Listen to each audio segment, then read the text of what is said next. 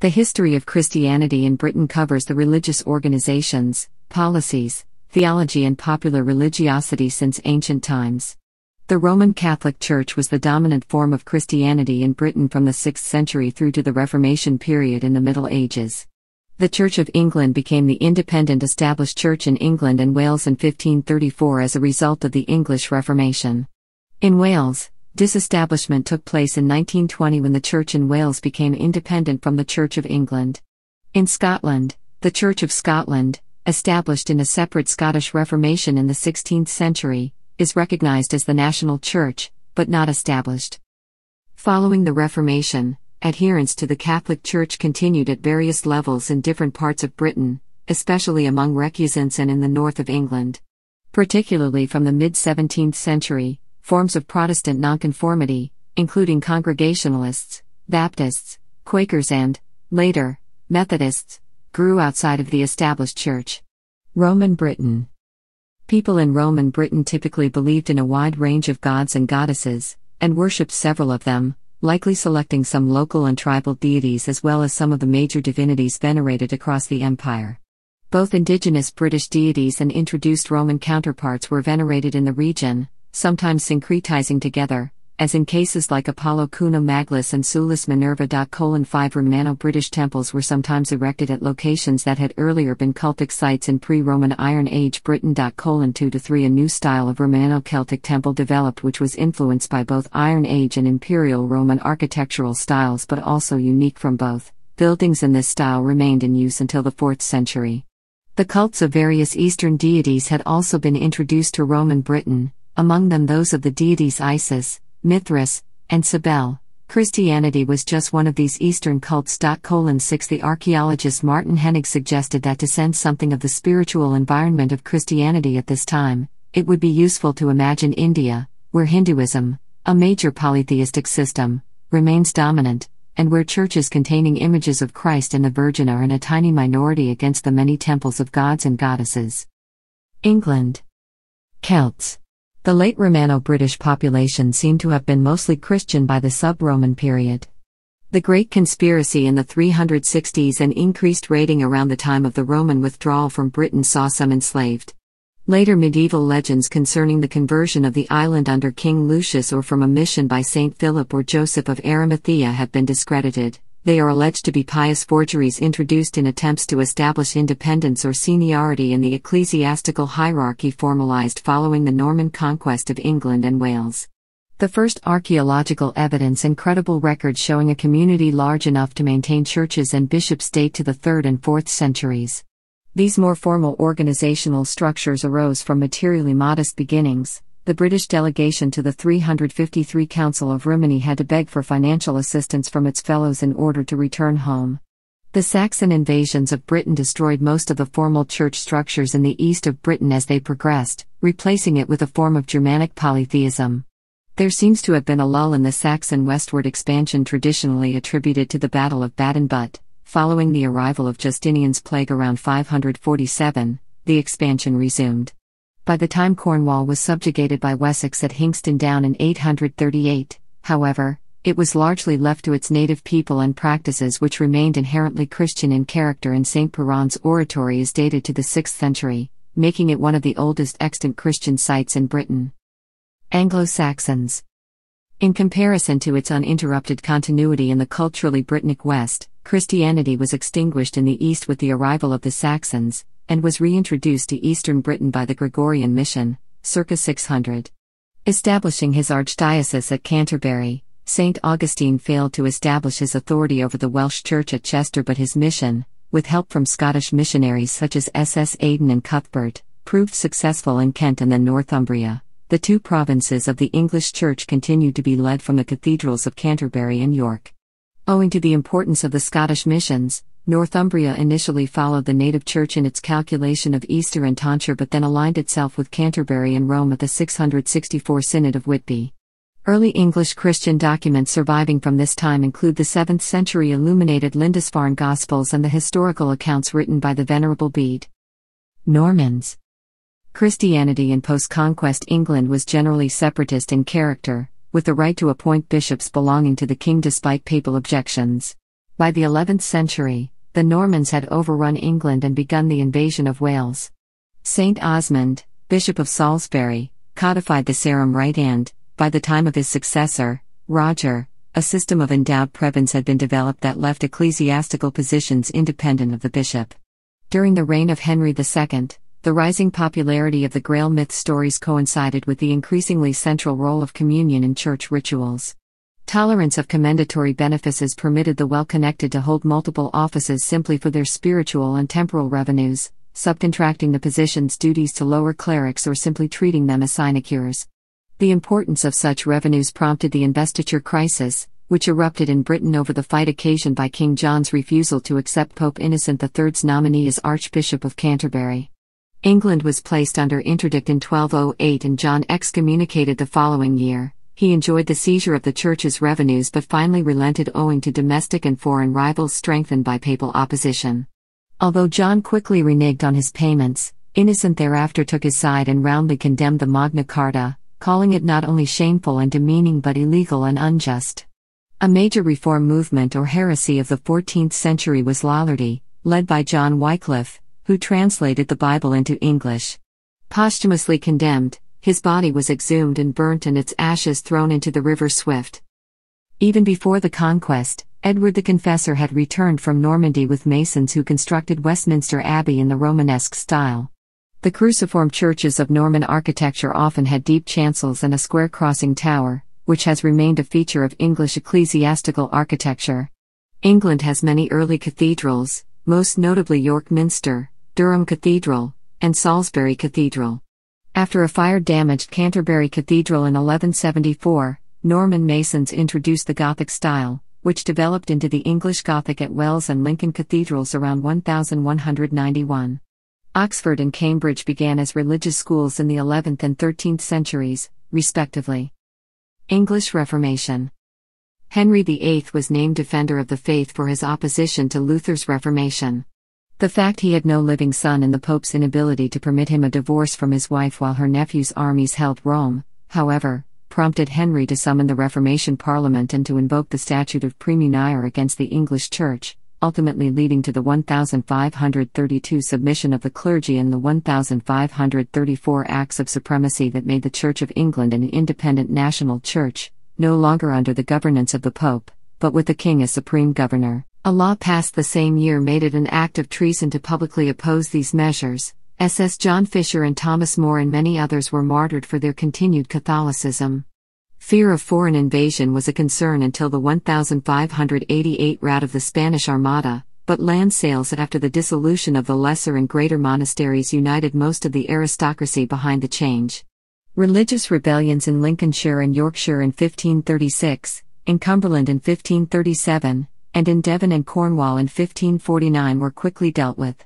The doctrine of the English Reformation differed little at first except with regard to royal authority over canon law. Lutheranism remained condemned and John Frith, Robert Barnes, and other Protestants were also martyred, including William Tyndale, whose obedience of a Christian man inspired Henry's break with Rome and whose translation of the Bible formed the basis of Henry's own authorized Great Bible. Meanwhile, laws in 1535 and 1542 fully merged Wales with England. For the next 150 years, religious policy varied with the ruler. Edward VI and his regents favored greater Protestantism, including new books of common prayer and common order. His sister Mary restored Catholicism after negotiations with the Pope ended Rome's claims to the former church lands, but 2 false pregnancies left her sister Elizabeth I as her heir. Upon Elizabeth's ascension, the 1558 Act of Uniformity, 1559 Act and Oath of Supremacy, and the 39 Articles of 1563 formed the religious settlement which restored the Protestant Church of England. The vicissitudes of the clergy during the period were satirized in The Vicar of Bray. The papal bull Regnans in Excelsis supporting the rising of the North and the Irish Desmond rebellions against Elizabeth proved ineffective, but similarly ineffective were the Marian exiles who returned from Calvin's Geneva as Puritans. James I supported the bishops of Anglicanism in the production of an authoritative English Bible while easing persecution against Catholics. Several attempts against his person, including the Buy and Gunpowder plots, finally led to harsher measures. Charles I provoked the bishops' wars in Scotland and ultimately the Civil War in England. The victorious Long Parliament restructured the church at the 1643 Westminster Assembly and issued a new Confession of Faith. Following the Restoration, onerous penal laws were enacted against dissenters, including the Clarendon Code. Charles II and James II tried to declare royal indulgences of other faiths in 1672 and in 1687. The former was withdrawn in favor of the First Test Act, which, along with the Popish Plot, led to the Exclusion Crisis, and the latter contributed to the Glorious Revolution of 1688, 1689 to 1945. The religious settlement of 1689 shaped policy down to the 1830s. The Church of England was not only dominant in religious affairs, but it blocked outsiders from responsible positions in national and local government, business, professions and academe. In practice, the doctrine of the divine right of kings persisted. Old animosities had diminished, and a new spirit of toleration was abroad. Restrictions on nonconformists were mostly either ignored or slowly lifted. The Protestants, including the Quakers, who worked to overthrow King James II, were rewarded. The Toleration Act of 1689 allowed nonconformists who have their own chapels, teachers, and preachers. Censorship was relaxed. Anti-Catholicism. Harsh penalties on Catholicism remained until the threat of a French restoration of the Catholic Stuart kings ended, but they were seldom enforced, and afterwards were slowly lifted until Catholic emancipation was achieved in 1829. The failure of the pro-Catholic Jacobite rebellions and papal recognition of George III after the death of J.F.E. Stuart in 1766 permitted the gradual removal of anti-Catholic laws, a process known as the Catholic Emancipation, which included the restoration of the English hierarchy. The Evangelical Revival. The evangelical movement inside and outside the Church of England gained strength in the late 18th and early 19th century. The movement challenged the traditional religious sensibility that emphasized a code of honor for the upper class, and suitable behavior for everyone else, together with faithful observances of rituals. John Wesley and his followers preached revivalist religion, trying to convert individuals to a personal relationship with Christ through Bible reading, regular prayer, and especially the revival experience. Wesley himself preached 52,000 times, calling on men and women to redeem the time and save their souls. Wesley always operated inside the Church of England, but at his death, it set up outside institutions that became the Methodist Church. It stood alongside the traditional nonconformism of Presbyterians, Congregationalists, Baptists, Unitarians, and Quakers. The earlier nonconformists, however, were less influenced by revivalism. The Church of England remained dominant, but it had a growing evangelical, revivalist faction, the Low Church. Its leaders included William Wilberforce and Hannah More. It reached the upper class through the Clapham sect. It did not seek political reform, but rather the opportunity to save souls through political action by freeing slaves, abolishing the duel, prohibiting cruelty to children and animals, stopping gambling, avoiding frivolity on the Sabbath. They read the Bible every day. All souls were equal in God's view, but not all bodies, so evangelicals did not challenge the hierarchical structure of English society. Census of 1851. As part of the regular census in 1851, the government conducted a census in England and Wales of attendance at religious services on March 30, 1851. Reports were collected from local ministers who reported attendance at their services on March 30, 1851. The effect of individuals attending multiple services could not be fully accounted for, but the estimated number of individuals attending a service at some point in the day was 7,261,032 people. The number of individuals attending morning services was 4,647,482, and the total number of attendees was 10,896,066. The total population at the time was 17.9 million. Missionary activity. During the 18th century heyday of the First British Empire, Anglican and Methodist missionaries were active in the 13 American colonies. The Methodists, led by George Whitefield, were the most successful, and after the Revolution an entirely distinct American Methodist denomination emerged that became the largest Protestant denomination in the new United States. A major problem for colonial officials was the demand of the Church of England to set up an American bishop. This was strongly opposed by most of the Americans and never happened. Increasingly, colonial officials took a neutral position on religious matters, even in those colonies such as Virginia where the Church of England was officially established, but in practice controlled by laymen in the local vestries.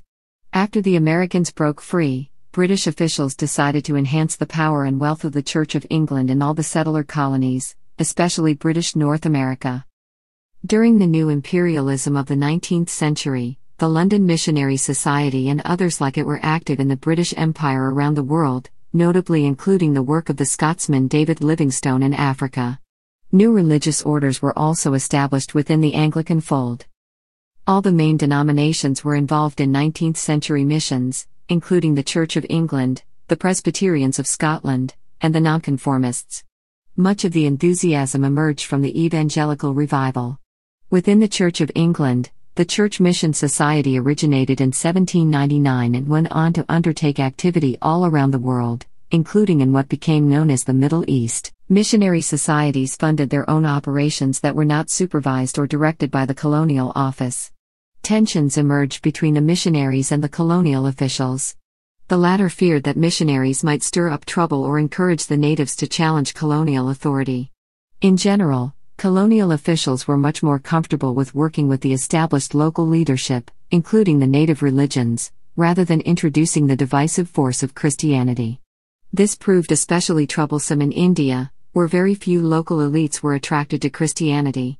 In Africa, especially, the missionaries made many converts.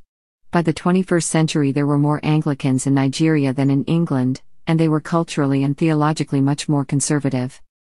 Missionaries increasingly came to focus on education, medical help, and long-term modernization of the native personality to inculcate European middle-class values.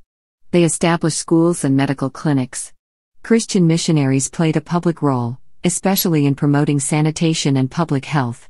Many were trained as physicians, or took special courses in public health and tropical medicine at Livingstone College, London. 1900 to 1945. In the 20th century, the liturgical and ecumenical movements were important developments.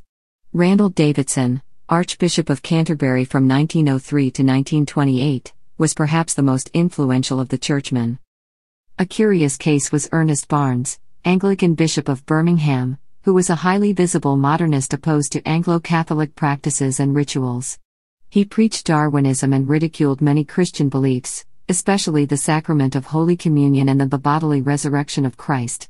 This led to calls that he should resign as a bishop. He refused, but Davidson made a gentle attack on Barnes in an open letter. Although the overall population was growing steadily, and the Catholic membership was keeping pace, the Protestants were slipping behind. Out of 30 to 50 million adults, they dropped slowly from 5.7 million members in 1920, and 5.4 million in 1940, to 4.3 million in 1970. 273 to 65. The Church of England decline was parallel. Methodism, the largest of the nonconformists, reached a peak of 841,000 members in Great Britain in 1910, slipped to 802,000 in 1920, 792,000 in 1940, 729,000 in 1960, and 488,000 in 1980. The nonconformists had built a strong base in industrial districts that specialized in mining, textiles, agriculture, and fishing. Those were declining industries, whose share of the total male workforce was in steady decline, from 21% in 1921 to 13% in 1951. As families migrated to southern England, or to the suburbs, they often lost contact with their childhood religion. 282 Political reverberations were most serious for the Liberal Party, which was largely based in the nonconformist community, and which rapidly lost membership in the 1920s as its leadership quarreled. The Irish Catholics and many from the working class moved to the Labour Party, and part of the middle class moved to the Conservative Party. Hoping to stem the membership decline, the three major Methodist groups united in 1932. In Scotland, the two major Presbyterian groups, the Church of Scotland and the United Free Church, merged in 1929 for the same reason. Nonetheless, the steady declension continued. 284 to 85. The nonconformists showed not just a decline in membership but a dramatic fall in enthusiasm. Sunday school attendance plummeted, there were far fewer new ministers. Antagonism toward Anglicanism sharply declined, and many prominent nonconformists became Anglicans, including some leading ministers. There was a falling away in the size and fervor of congregations, less interest in funding missionaries, a decline in intellectualism, and persistent complaints about the lack of money. Commentator D. W. Brogan reported in 1943. In the generation that has passed since the great liberal landslide of 1906, one of the greatest changes in the English religious and social landscape has been the decline of nonconformity.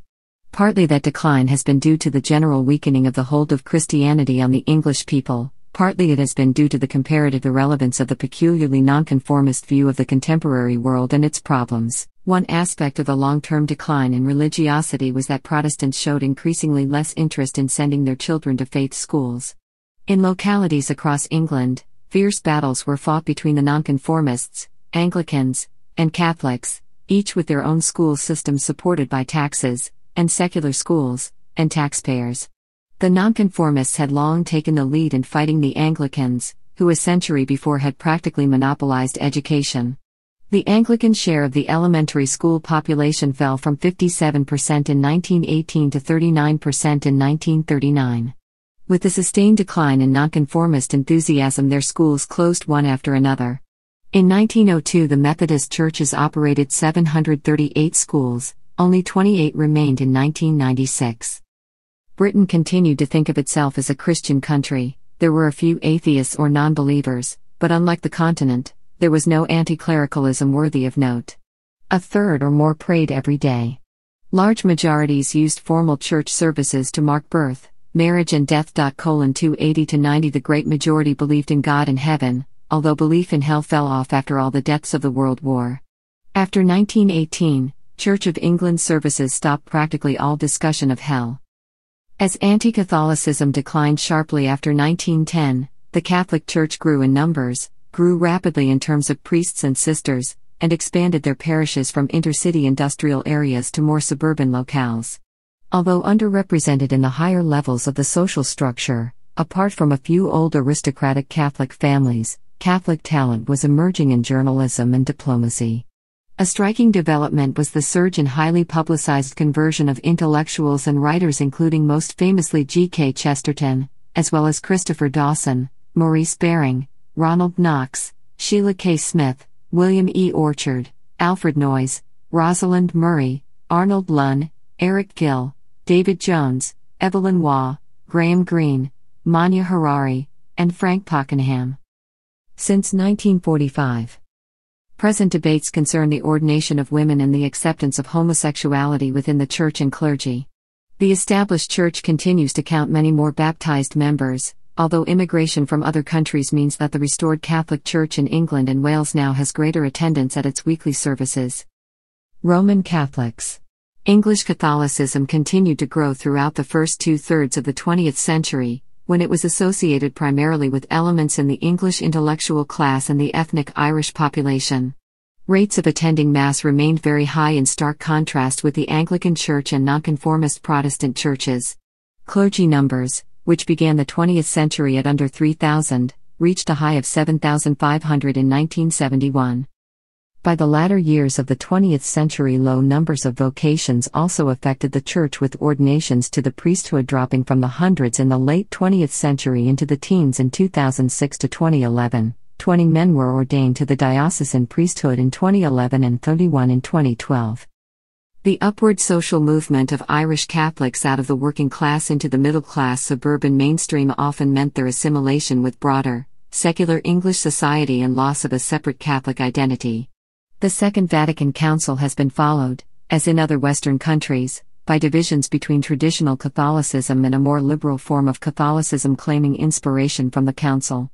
This caused difficulties for not a few pre-conciliar converts, though others have still joined the Church in recent decades, and public figures such as Paul Johnson, Peter Ackroyd, Antonia Fraser, Mark Thompson, Director General of the BBC, Michael Martin, first Catholic to hold the office of Speaker of the House of Commons since the Reformation, Chris Patten, first Catholic to hold the post of Chancellor of Oxford since the Reformation, Piers Paul Reid, Helen Liddell, Britain's High Commissioner to Australia, and former Prime Minister's wife, Cherie Blair, have no difficulty making their Catholicism known in public life. The former Prime Minister, Tony Blair, was received into full communion with the Catholic Church in 2007. Catherine Pepinster, editor of Tablet, notes, The impact of Irish immigrants is one. There are numerous prominent campaigners, academics, entertainers, politicians and writers. But the descendants of the recusant families are still a force in the land. Scotland. Scottish Reformation. During the 16th century, Scotland underwent a Protestant Reformation that created a Calvinist national kirk, which became Presbyterian in outlook and severely reduced the powers of bishops. Remnants of Catholic and Episcopal religion remained, however.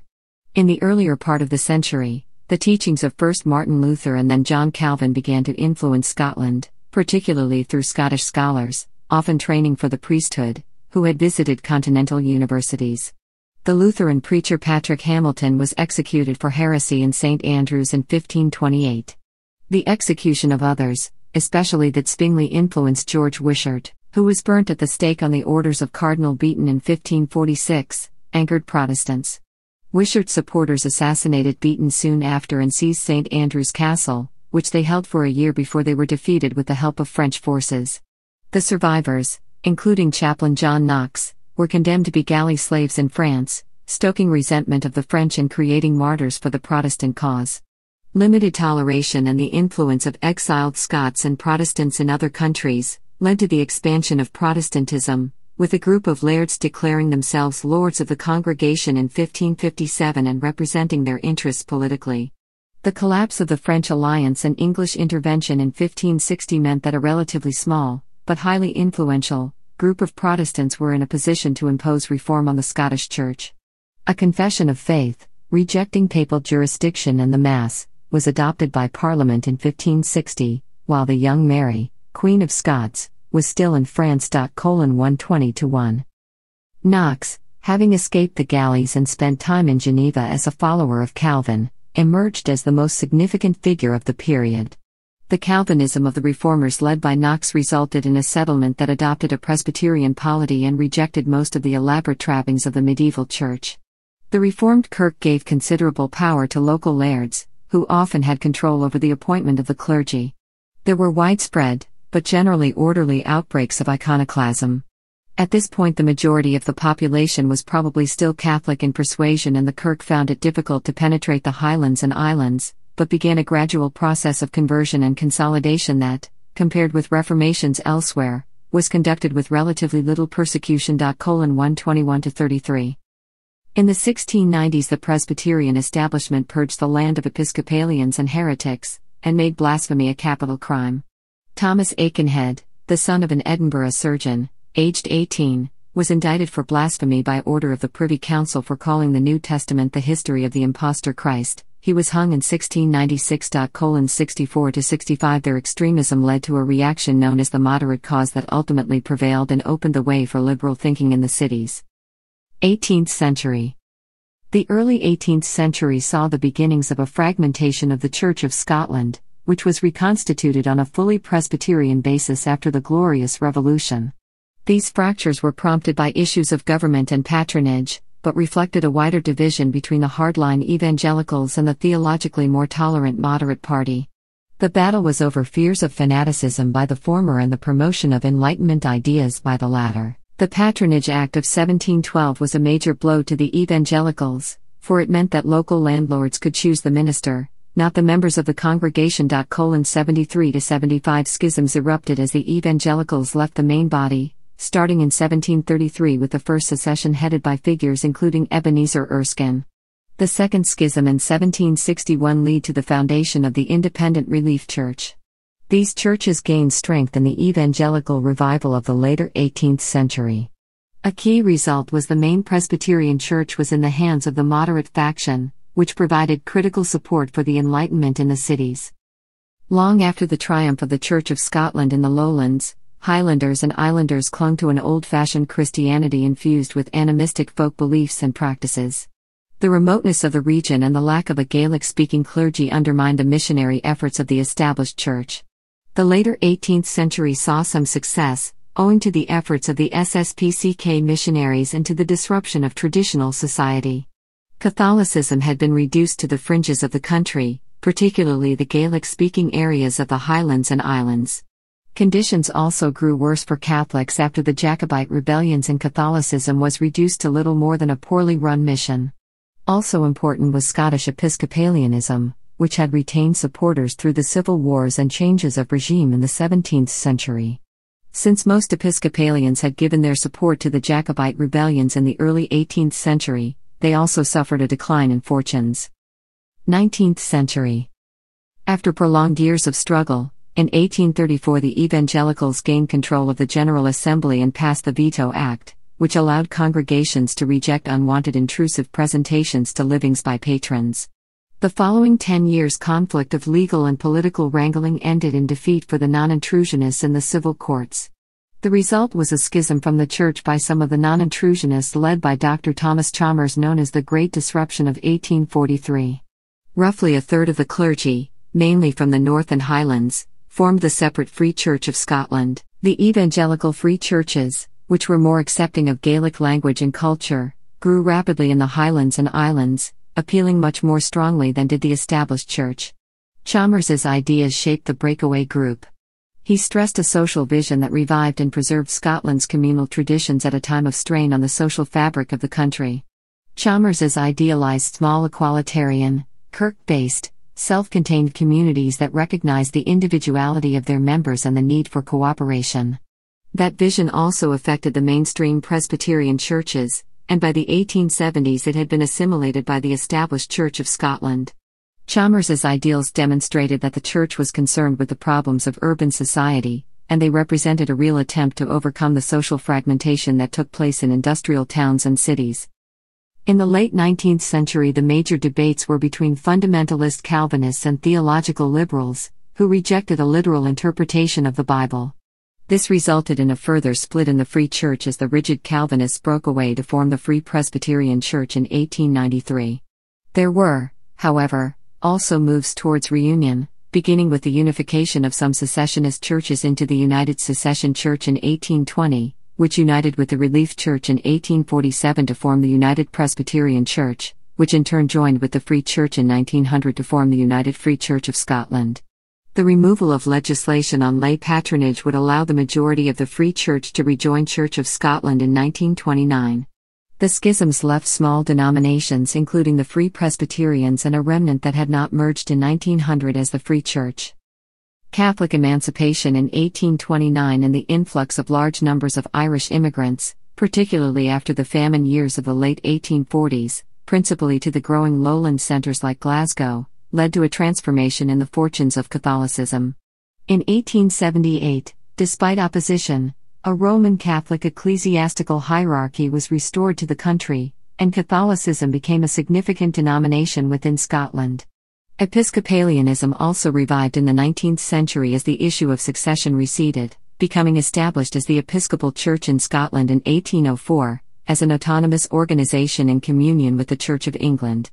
Baptist, Congregationalist and Methodist churches had appeared in Scotland in the 18th century, but did not begin significant growth until the 19th century, partly because more radical and evangelical traditions already existed within the Church of Scotland and the Free Churches. From 1879 they were joined by the evangelical revivalism of the Salvation Army, which attempted to make major inroads in the growing urban centers. 20th and 21st centuries. In the 20th century, existing Christian denominations were joined by other organizations, including the Brethren and Pentecostal churches. Although some denominations thrived, after World War II there was a steady overall decline in church attendance and resulting church closures for most denominations. Talks began in the 1950s aiming at a grand merger of the main Presbyterian, Episcopal and Methodist bodies in Scotland. The talks were ended in 2003, when the General Assembly of the Church of Scotland rejected the proposals. The religious situation was also altered by immigration, resulting in the growth of non-Christian religions. In the 2001 census, 42.4% of the population identified with the Church of Scotland, 15.9% with Catholicism and 6.8% with other forms of Christianity, making up roughly 65% of the population. Of other religions, Islam was at 0.8%, Buddhism, Sikhism, Judaism and Hinduism were all at around 0.1%. Other religions together accounted for 0.6% of respondents and 5.5% did not state a religion. There were 27.5% who stated that they had no religion. Other more recent studies suggest that those not identifying with a denomination, or who see themselves as non-religious, may be much higher at between 42 and 56%, depending on the form of question asked. Wales. Welsh Reformation. Bishop Richard Davis and dissident Protestant cleric John Penry introduced Calvinist theology to Wales. They used the model of the Synod of Dort of 1618 to 1619. Calvinism developed through the Puritan period, following the restoration of the monarchy under Charles II, and within Wales Methodist movement. However, few copies of Calvin's works were available before the mid-19th century. In 1567 Davis, William Salisbury, and Thomas Hewitt completed the first modern translation of the New Testament and the first translation of the Book of Common Prayer. In 1588 William Morgan completed a translation of the whole Bible. These translations was important to the survival of the Welsh language and had the effect of conferring status on Welsh as a liturgical language and vehicle for worship. This had a significant role in its continued use as a means of everyday communication and as a literary language down to the present day despite the pressure of English. Nonconformity. Nonconformity was a significant influence in Wales from the 18th to the 20th centuries. The Welsh Methodist revival of the 18th century was one of the most significant religious and social movements in the history of Wales. The revival began within the Church of England in Wales and at the beginning remained as a group within it, but the Welsh revival differed from the Methodist revival in England in that its theology was Calvinist rather than Arminian. Welsh Methodists gradually built up their own networks, structures, and even meeting houses, which led eventually to the secession of 1811 and the formal establishment of the Calvinistic Methodist Presbyterian Church of Wales in 1823. The Welsh Methodist revival also had an influence on the older nonconformist churches, or dissenters, the Baptists and the Congregationalists, who in turn also experienced growth and renewal. As a result, by the middle of the 19th century, Wales was predominantly a nonconformist nation. The 1904 to 1905 Welsh Revival was the largest full-scale Christian revival of Wales of the 20th century. It is believed that at least 100,000 people became Christians during the 1904 to 1905 revival, but despite this it did not put a stop to the gradual decline of Christianity in Wales, only holding it back slightly. Secularization and decline. Historians agree that in the late 1940s Britain was a Christian nation, with its religiosity reinforced by the wartime experience. Peter Forster found that in answering pollsters the English reported an overwhelming belief in the truth of Christianity, a high respect for it, and a strong association between it and moral behavior. Peter Hennessy argued that long-held attitudes did not stop change. By mid-century, Britain was still a Christian country only in a vague attitudinal sense, belief generally being more a residual husk than the kernel of conviction. Kenneth O. Morgan agreed, noting that the Protestant churches, Anglican, and more especially nonconformist, all felt the pressure of falling numbers and of secular challenges. Even the drab Sabbath of Wales and Scotland was under some threat, with pressure for opening cinemas in Wales and golf courses in Scotland. Harrison reports that the forces of secularization grew rapidly, and by the 1990s Protestantism cast a thin shadow of its 1945 strength.